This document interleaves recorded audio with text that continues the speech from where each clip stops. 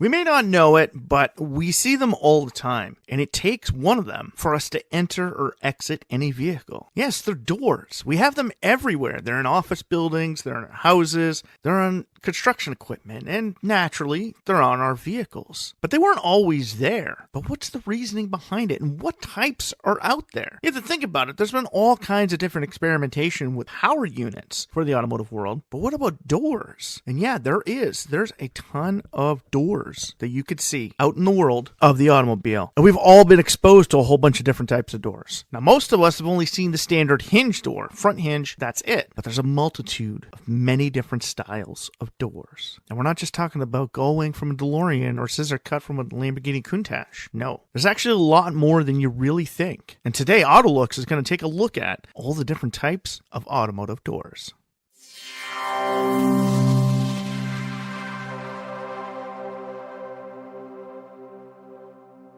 Welcome back to the AutoLooks podcast. I am your host, as always, the doctor to the automotive industry, Mr. Everett J, coming to you from our host website at AutoLooks.net. If you haven't been there, stop by, check it out, read some of the reviews, check out some of the ratings, go to the Corporate Links website page, big or small. We have them all, car companies from around the globe. The AutoLooks podcast is brought to you by Ecom Entertainment Group and distributed by Podbeam.com. If you'd like to get in touch with us, send us an email over at email@autolooks.net. So like I said in the intro, doors. We use them to enter and exit our house. We never really think about it. But even with your house, there are many different forms of doors. Now, you got to remember, you got pocket doors, you got closet doors, you got overhead doors, and then you got your standard hinge door. Now, being that my first full-time job outside of college was actually for a door company, I kind of got used to seeing, some different styles of doors. And it's really funny when you really think about it because, well, a guy that's attached so much to the automotive industry would actually have a background in just standard doors for your house. And of course, with all of us, we know doors are the most important thing to hide your car away from prying eyes. Putting your car in the garage by using an overhead or a roll-up door is the best way to secure it and easy for you to get into and out of. They're great in the summertime, they're great in the wintertime, an overhead door on your garage. And my first job, no, I didn't install them. I was actually the warehouse guy. And I never knew there was so much into all the different types of doors. And for that, I started looking at my car and wondering, what other doors are out there? We all know about vertical doors, scissor cut doors, suicide doors, standard hinge, and hell, the removable ones that Jeep has. But what other types are out there? Well, throughout history, there's been all kinds of different types of doors. And today, we're going to take a look at all the different variations of them and give you examples of them so you can actually understand what they are. First one we're going to get into is kind of a newer one that just started coming out, the biparting door. A bipart door is exactly what you think. It's two separate doors. You can actually find this on Dodge Rams. They have the tailgates that either fold down or split open. They're like a bifold door. Now, an actual bifold door would be connected with a hinge in the center and they fold up and out of place, kind of like the security shutters you see in malls. But a bipart door are hinged on either side, like the front of your vehicle. It's kind of like a suicide door for your tailgate. And Dodge is starting to release this because they're starting to understand not everybody wants to drop down their tailgate. After seeing the success of the Honda Ridgeline with its standard hinged tailgate, Dodge thought, what happens if we split that in two? We can get in and out. Now, a bipart door, even on pickup trucks and automobiles, has been around since pretty much the beginning of the automobile. They had them back then. The tailgate wasn't always there. Tailgates kind of came in with standard steel boxes and wood boxes being added to the back of the body-on-frame cars. They created a single cab up front and either a flat deck or a boxed-in unit for the rear. Now, if you go to Europe, find a lot of these short back boxes. Now, in North America, we're used to just standard truck boxes that we see in our full-size and mid-size pickup trucks. But everywhere else in the world, they had the short steel boxes that usually only ride up between 12 and 18 inches up. Fully steel, you could damage them, you could replace them. They basically drop down. As we talked about with the bipart door, next to that would be the drop down or the tailgate. Now, we all know tailgates. Oh, tailgates, pickup trucks, right?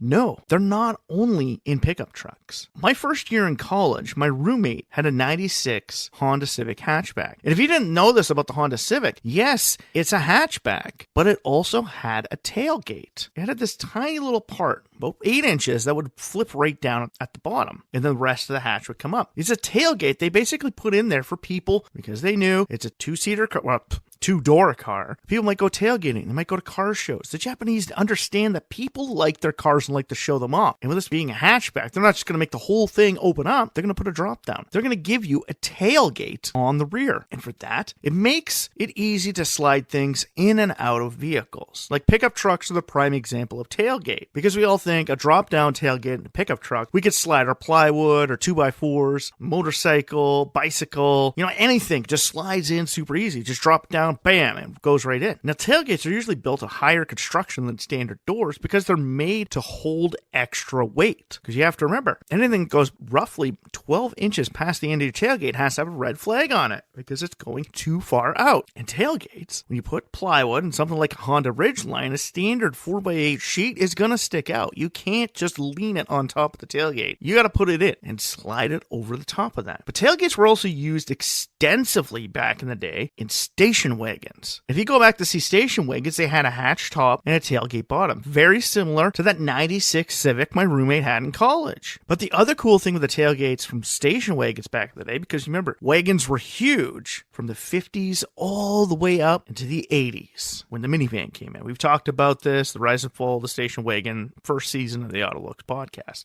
But the cool thing with station wagons is they have something that didn't exist in sedans until Tesla came out. Rearward facing seats. Old school station wagons actually had rearward facing seats. Hell, some of them had full benches in the back because they knew you needed to bring a lot of kids and a lot of stuff with you. And when you're going to the drive-in theater, you don't need to shove all that baggage back there. No. Go to the movies, your kids could sit back there. You want a better spot to go fishing? Sit back there and fish off your tailgate. But if you're sitting in the back of the vehicle, like a station wagon, it's basically something to put your feet up on. You can relax as you're waiting for the tow truck. It's kind of a cool thing. But from there, we go to what we call the standard hinge doors. Now, everybody all knows about standard hinge doors, but we have concealed hinge doors on our vehicles, and that's what you see a lot of. But there's also exposed hinges. Something like a Mercedes G-Class, or even the old school Toyota FJ Cruisers, had outward facing hinge doors. Hell, most commercial vans have hinge doors and they're fully exposed on the outside of them. I've seen so many ProMaster vans with this style of hinge on them. And they do this so they're easily to be replaced. Why did they put them on these SUVs? Like the G-Class wasn't originally built for consumer consumption in a high-end clientele. No, they were built for the military, just like the FJ Cruiser. So they put the hinge on the outside because if you damage the door out in the field, you have to be able to change it really quick. Now, with their standard automobile, they're interior mounted or frame mounted hinges. They're inside, so they're hideaway hinges, so you don't see them, which makes it more difficult when you gotta pull that door off. Now, if you want to go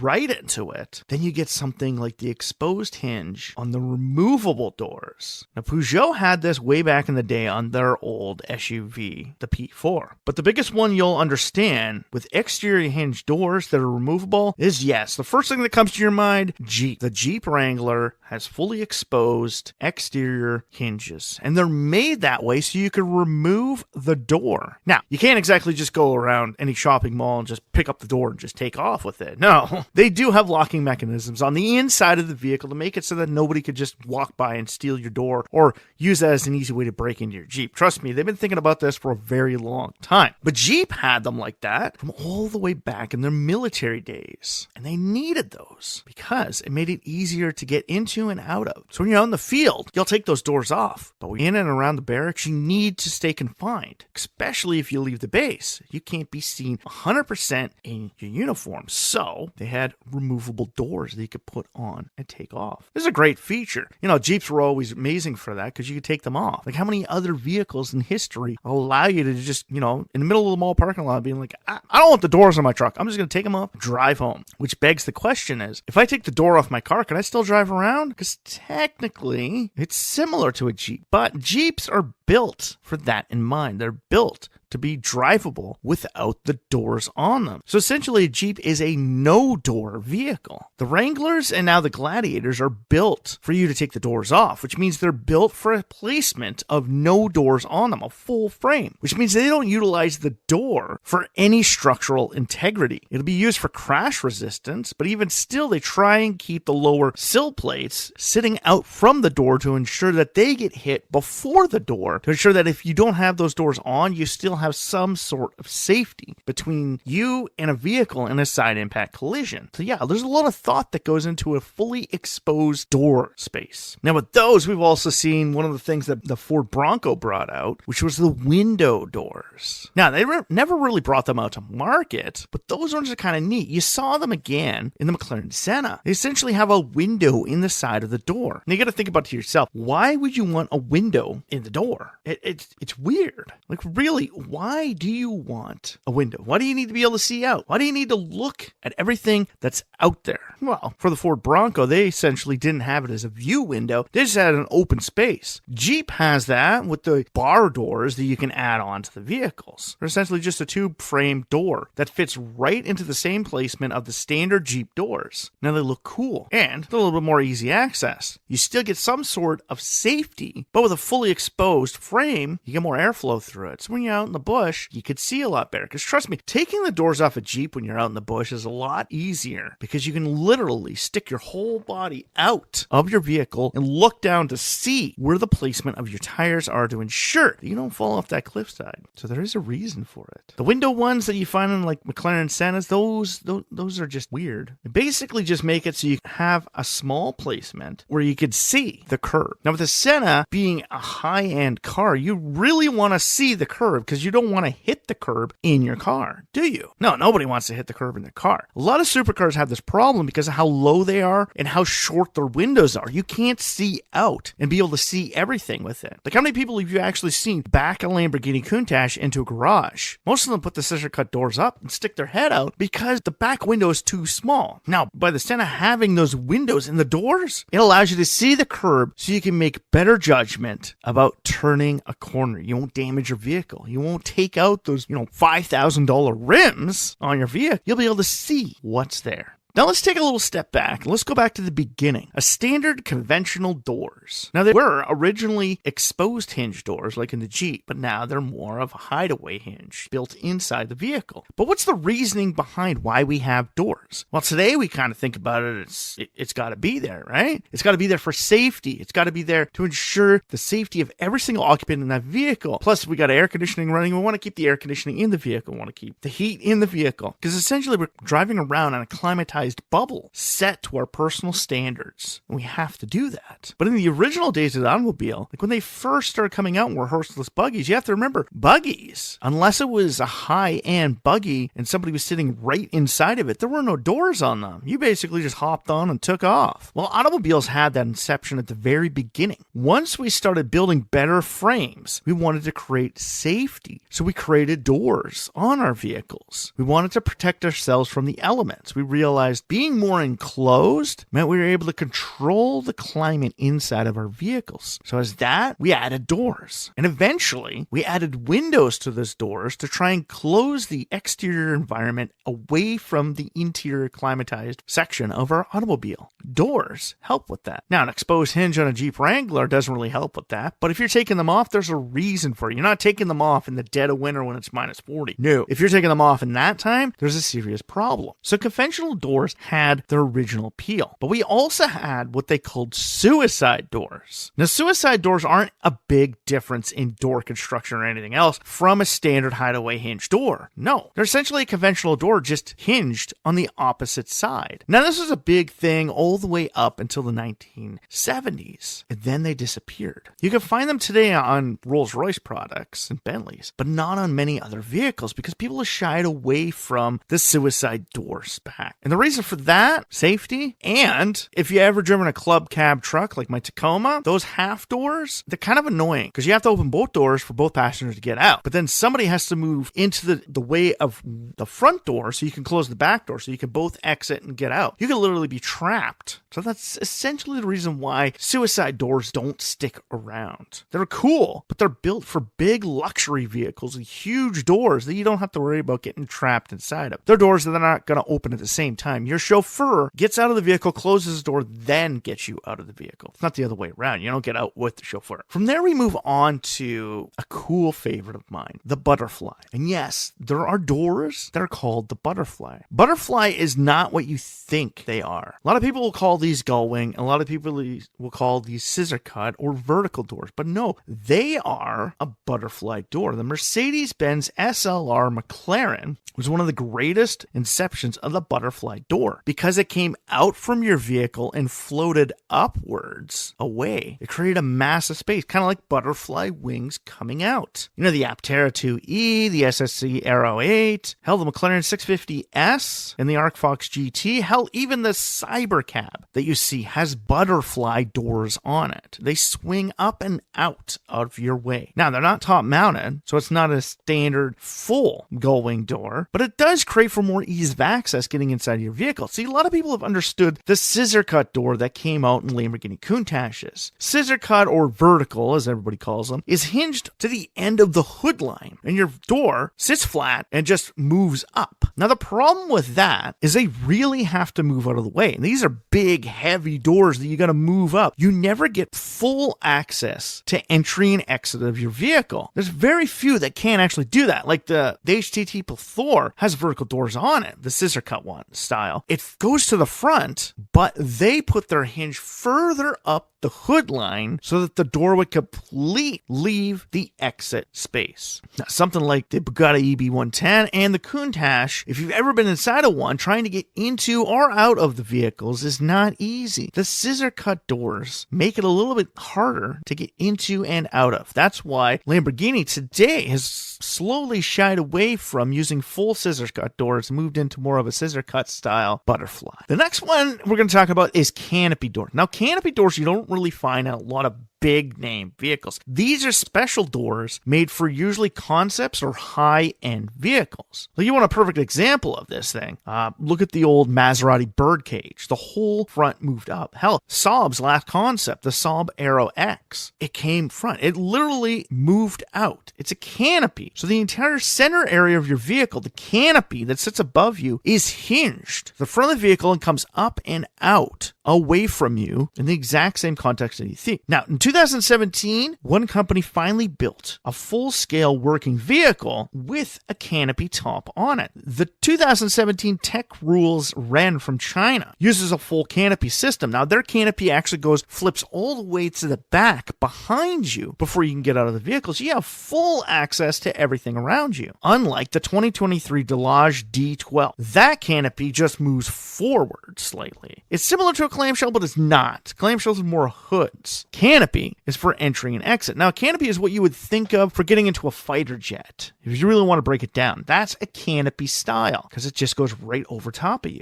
Now, from that, we're going to move into the one that everyone knows. In 1955, the Mercedes 300 SL showed us that if we wanted to get in and out of a vehicle, we didn't have to do it with standard conventional doors. We could do it with top hinge doors. They wanted to make a very low profile racing car, but they needed it to be easy to get into and out of. Well, how do you do that? You put your hinges on top and you crack part of the roof fixture. By doing that, you can make it that people have easy access into and out of the vehicle. And the 300 SL was a perfect example of the original gull-wing style. Next to that, there were a lot of other vehicles that you saw as concepts or production vehicles. The only other one in history that you can really think of gull-wing doors and understand them is, yes, Back to the Future, the DeLorean DMC-12 with its top fixed gull-wing doors. Now, Mercedes did have the C111. There's also the Bricklin, Canadian car, the Bricklin SV1, the Bradley GT. Hell, even in Japan, they got into it with the AutoZom. Remember that little Mazda with the special division? The AutoZom AZ. Gull-wing doors on a tiny little key sports car. This is the coolest thing ever. This thing, has less power than a standard 4-cylinder vehicle, and yet it's got gull-wing doors. Amazing. Well, Mercedes couldn't let all these companies take all the credit for the gull-wing doors and live on with them. So, in 2010, they brought back the Mercedes SLS AMG and gave us our top-hinged gull-wing doors yet again. Building the SLS off of the original second-generation Dodge Viper platform, we got a top-hinged gull-wing door again. Now, today you can find gull-wing doors in a bunch of different vehicles. Mercedes has got them. Pagani loves to use them. Hell, the brand new DeLorean and brand new John Z. DeLorean, the DeLorean Next Generation, are all utilizing these style of doors. They all want them again, and they're all thinking to themselves, why Why would we need them? Well, going doors are amazing and cool, but from going doors, you can get something that's kind of between a butterfly and a going door. 1994 Toyota Serra. If you've never seen one, go to the website, take a check at the picture we have of this thing. These doors are called dihedral doors. They're essentially hinged at the front like a conventional one, but also hinged on the top. They have a breakaway spot on the top to make it easy access for you inside of the vehicle. They're essentially just a double hinged butterfly door. The Celine S7, the Hyperion X, the McLaren 750S, hell, the Mercedes AMG 1 uses dihedral doors, and Zenvo is going to be utilizing them for the new Aurora Tour. Now, why would you get into dihedral? Why wouldn't you just go with a straight up butterfly door? Size. Very low profile. Like, you go back and listen to some of these vehicles, the Mercedes-Benz AMG 1. How low is the profile of that vehicle? Building a full going door on the top adds so much extra weight to it. Adding a butterfly door, we have to find a way to make the door lighter. Scissor cut, we're not going to have enough space to get out. No, but if we put a dihedral, we can hinge it on the top and hinge it on the front. We can make it fold away like a butterfly and pull away like a gullwing, which means we get better access to the interior of the vehicle. The door is far enough away and it's connected to the vehicle in a way that it will not add weight to the overall vehicle. So dihedral has its point, and we need to remember that, it's got to be there. There's specific ways, and that's where a lot of these doors come into play. People think of these interesting ways they want to put their door, and they want them to essentially move and be able to give you better access to your vehicle. The next one we're going to be talking about is the disappearing door. Now, the disappearing door is kind of neat. They came in hatchback. We also saw them in pickup trucks, but one of the most successful vehicles to ever have them was the Kaiser Darren and the BMW Z1. Now, the Z1, a lot of people don't really know about it. See, the Z1 sliding door slid down into the bottom of the body frame, which gave you a really shallow area to try and get into. Kind of annoying. The Kaiser Darren sliding door slid into the front fender of the vehicle, which means they had to make the car wider. Now, this is kind of cool, but to create a sliding door, even at that point in time, that's a lot of work you have to put into it. And being a two-door sports car, you need lots of space to get into and out of it. I've seen one of these Kaiser Darrens in real life and met a guy at the Cobble Beach Classic Car Show down in Owen Sound, Ontario. And this guy was,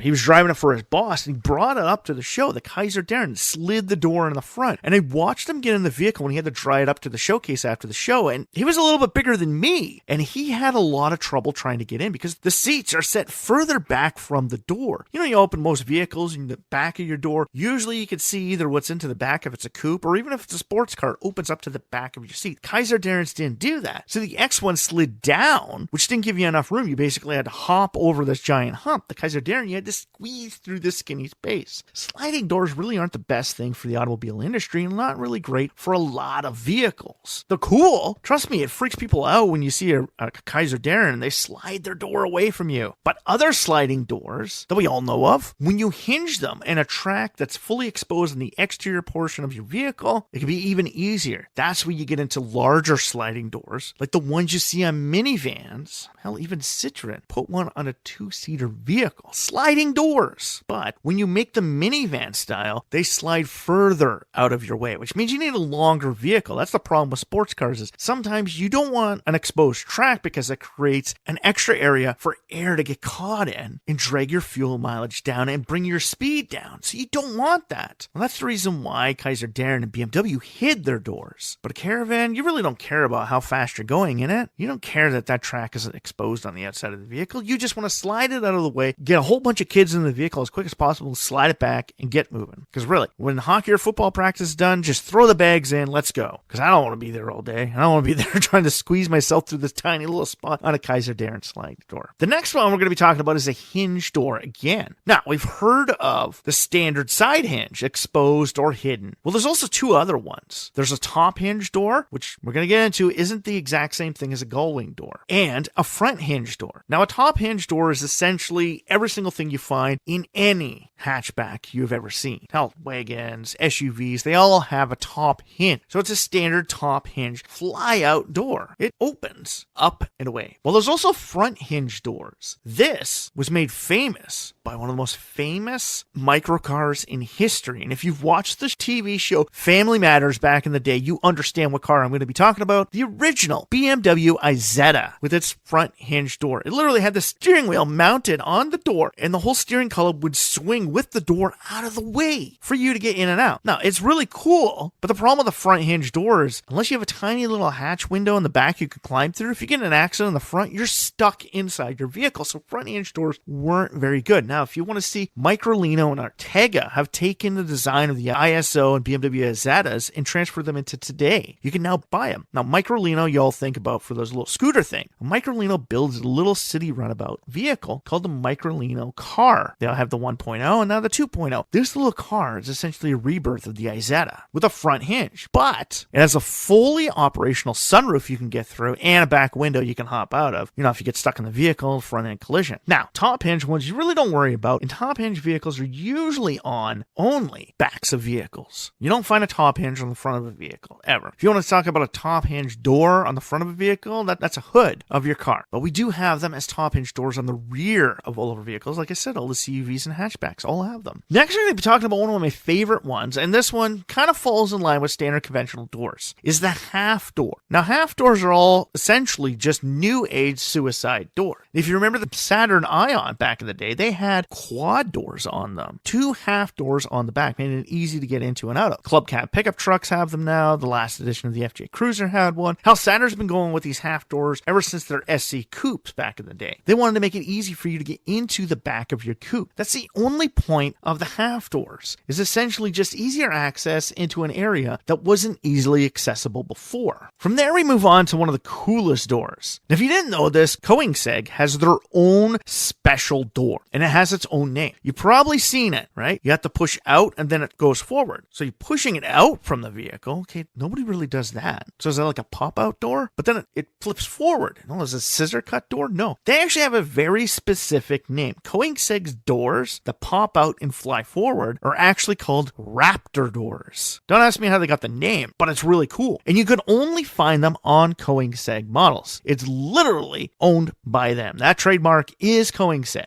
So it's not like the Lamborghini Countach with the scissor cut doors that fly forward. Anybody could do that. The Raptor doors are specific to only Koenigsegg's, and the original Agueras were the perfect example of the coolness of the Raptor door. Now, from there, we get into odd doors that you wouldn't even think are on vehicles, like roll-up doors. So essentially a counter shutter door, roll-up door. I deal with these all the time at work, but they do exist in the automotive world. The Tesla Cybertruck is a perfect example of it. It is a truck, but the box of the truck is always hidden. It has a drop-down tailgate, and it has a roll-up door on top to keep its aerodynamics down and make sure that it gets decent mileage for its battery capacity. They decided to cover the box, knowing that airflow would come up and over and get stuck, whirl around, and drag down the economy, fuel economy, or I should say distance economy for an electric vehicle. They decided to cover it with a roll-up door. Now, you find roll-up doors all the time when you see commercial vans. The guy drops off your UPS or FedEx package, he's rolling up the door, rolling down the door, right? He's using a slide-away door. Now, those things are pretty cool because some of them slide into the actual vehicle, some of them slide out, some of them slide on the outside, but they also have the roll-up doors on the back. Like I said, the Cybertruck is one of the few vehicles in history to actually have a full-scale working roll-up door on it. Now, like we said with the BMW X1 and the Kaiser Darren, those were more of hideaway doors. They disappeared into your body, so disappearing hideaway doors. Then we also had standard sliding doors that we talked about, that we got into after we realized that disappearing doors are really cool, but they're not very conventional. One of the last big ones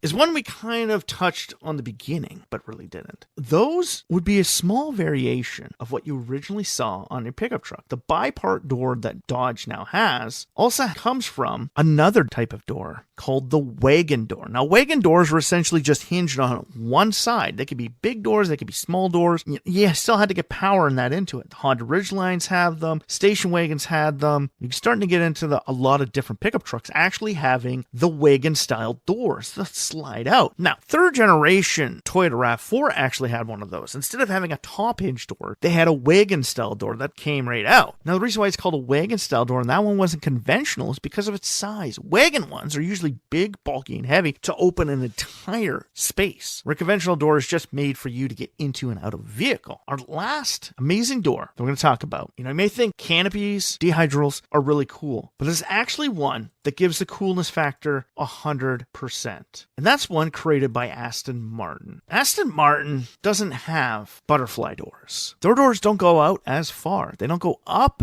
and away. They just like standard conventional doors, but they come out and up like a standard door. So what do you call a standard door that kind of angles itself up as it bends? That's a swan door, because it gives the appearance of a swan opening its wings. It's not perfect, right? Swan wings aren't perfectly straight. They're somewhat angled when they open their wings up. Aston Martin is one of the biggest ones with swan doors. You can find them on other vehicles like the Pangini's Utopia and, back in the day, the Marussia B2s. So they went up and out. You want to get a conventional door, but you want to get a little bit more extra space. So they did that, and they gave us the swan doors up and out. They're really cool, but essentially, when you're in a parking lot and you got people really close to you, it's kind of like a lot of other styles of doors that you need lots of space. Like gull wings are horrible. Like they found that out. Reason why they put an extra hinge on the gull wing doors for a Model X to make it slightly different. It's a hinged gull wing door, not just a standard gull wing door. It's a hinged gull wing door. They put that extra hinge on it for one singular purpose, and that purpose was so that when you are in a parking garage, you can still open your door. Yeah, you have to think about that. It's like, oh, how am I going to open my door when I'm that close to somebody and I have a gull wing door? Back in the day when you had a DeLorean, you were stuck inside your vehicle. Either that or you got to take a chance and ding their door along with yours. Now, it's stainless steel construction, not going to leave much of a dent. You're going to leave a pretty good scratch and a pretty good dent on somebody else's vehicle, but not on yours. So Tesla decided to make a hinged gull wing door. Add something else. You know, there's all kinds of different variations that we can make to these doors. Like the hideaway doors are essentially just your standard pocket doors that you find in your house. Sliding doors would be like your barn doors. Conventional doors, well,